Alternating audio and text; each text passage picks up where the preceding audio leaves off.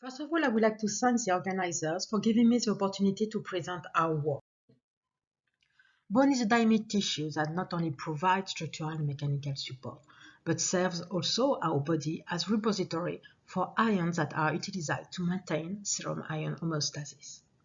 This maintenance is achieved through the precise and constant balance between bone formation and bone resorption, which are tightly coupled events in the phenomenon of bone remodeling.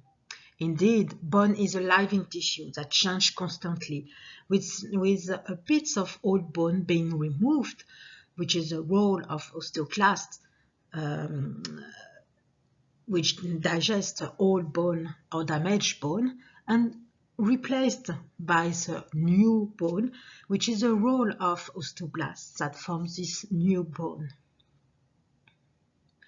Bone remodeling involves crosstalk between the bone forming cells and the bone resorbing cells. To maintain this balance between the both bone formation and bone resorption, several signals occur between these cells, and the big example of these signals are the balance between rank ligand and OPG. Indeed, rank ligand and OPG are synthesized by osteoblasts, and when it's synthesized and secrete the rank ligand, it will bind the rank receptor, which is on the pre-osteoclast, and which allows the differentiation of osteoclast.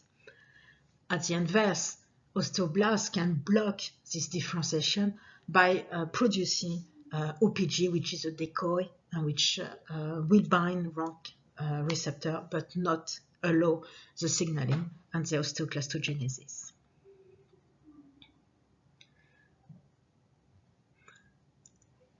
One of the diseases that arise from the imbalance between bone formation and bone resorption is osteoporosis. Indeed, a perturbation of this balance between bone formation and bone resorption leads to compromised bone macroarchitecture with a decreased bone mass. This results in an increased fracture frequency and bone fragility. This is the case with osteoporosis induced by aging or menopause. It is typically observed when there is a decline in estrogen or testosterone and or aging. Indeed, this unbalance will be caused by a higher bone resorption and a lower bone formation, which leads to a more porous bone that becomes more susceptible to osteoporotic fractures. The risk of osteoporotic fractures increases with age and is more prevalent in postmenopausal women, where there is a male to female incidence ratio of about 1:2 above 50 years of age. Several therapies have been investigated as treatments for osteoporosis. Some treatments target the osteoclast activity, such as bisphosphonates, the most known, and the other, the osteoblast activity, such as estrogen replacement, anti-sclerostin, and the most known also, PTH and its analog.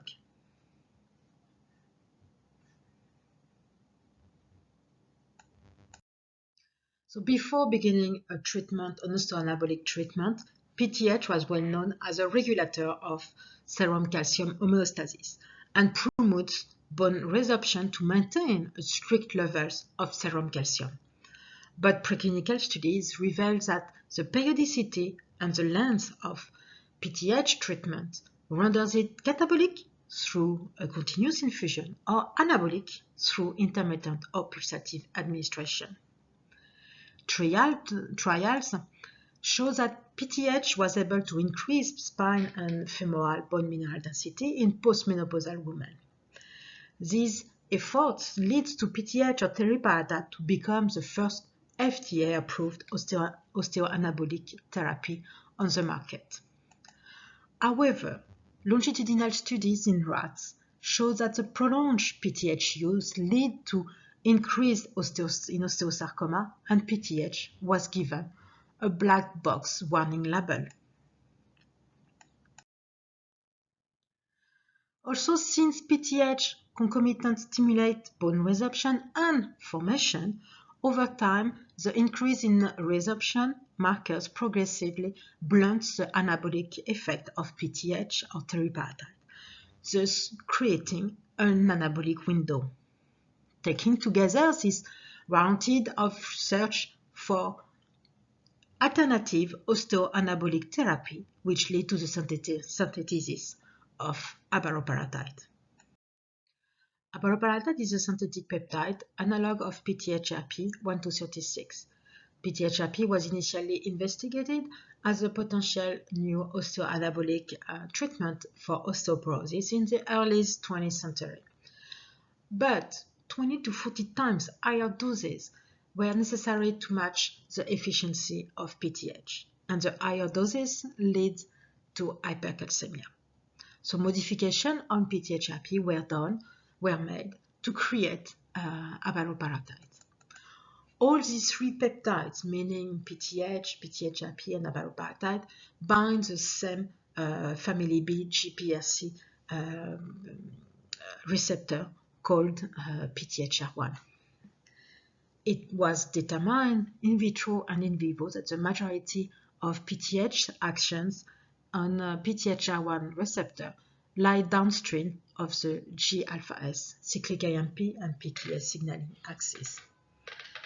Trial showed that abaloparatide has the same effect or higher effect as an osteoanabolic treatment compared with PTH, but they gave abaloparatide a higher dose than PTH. So at no moment it was shown at the same dosage if abaloparatide is as effective as PTHrP as an osteoanabolic treatment. This is why we used a mouse model to better understand the effect of abaloparatide and PTH at the same dosage on bone mineral density and bone formation rate and resorption. So, intermittent subcutaneous peptide injection of 80 micrograms per kilogram per day were administered to 4-month-old C57 black cyst male mice for 6 weeks, a traditional treatment. We followed this mice by Dexapiximus, for assessing changes in bone mineral density, which we call later as a BMD, during the course of the treatment. For 18 hours after the last injection, sera were assayed for serum P1NP and CTX. TBI was separated into cortical, trabecular, and bone marrow fraction for qPCR analysis, and right femur was harvested for microCT and histomorphometry analysis at 4 hours after the last injection. During the treatment, mice were followed by body weight and Dexapiximus every 2 weeks. This will be also to assess changes in the bone mineral density during the course of the treatment. All mice had the same range of body weight and body length at the baseline, meaning at the beginning of the treatment, such as well as during the treatment and at the end.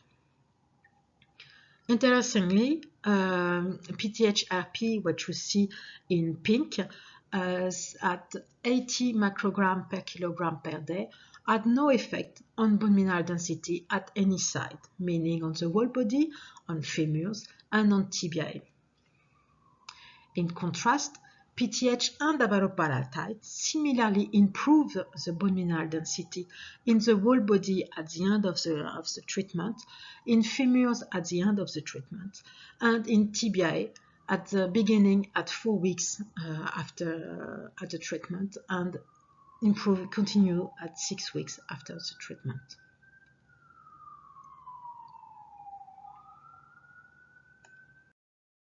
After 6 weeks of treatment, mice were killed and femur were assayed for microCT analysis. We only have 3 groups, PBS, PTH, and abaloparatide. Indeed, we already saw that PTHrP had no effect on the bone mineral density, so we assume they will not have effect on bone macrostructure. In trabecular bone, abaloparatide and PTH both similarly increase trabecular bone with a similar increase in trabecular bone mineral density, the trabecular bone volume, and the trabecular thickness. The peptide did not affect trabecular number or separation. This result was confirmed by histomorphometry technique. With the cortical bone, we can see that PTH and abaloparatide increased cortical bone thickness, but not the BMD. And this increase in cortical thickness is more effective with abaloparatide than with PTH. Both abaloparatide and PTH generate an increase in serum P1NP, which showed an increase in bone formation, and abaloparatide has a greater increase compared with PTH at 4 hours after the last injection, but also at 18 hours after the last injection. This was confirmed by histomorphometry. To label the bone mineral density, control and treated mice were given tetracycline, what you see in orange, and calcein in green by intraperitoneal injection, respectively at day 7 and day 2 before euthanasia. After measurement, both PTH and abaloparatide treatment generate a similar increase in mineral appositional rate. There was closely similar increase in bone formation rate elicited by both peptides. Dynamic histomorphometry showed no changes in cortical mineral appositional rate or mineral surface or bone formation rate. The only changes that we observed was in trabecular area. Abaloparatide and PTH showed the same increase in bone resorption observed by serum CTX, which is a bone resorption marker. This was confirmed by histomorphometry. We showed an increase, similar increase in trabecular osteoclast number with both abaloparatide in green, in red, and PTH in blue, and no changes in the cortical osteoclast number.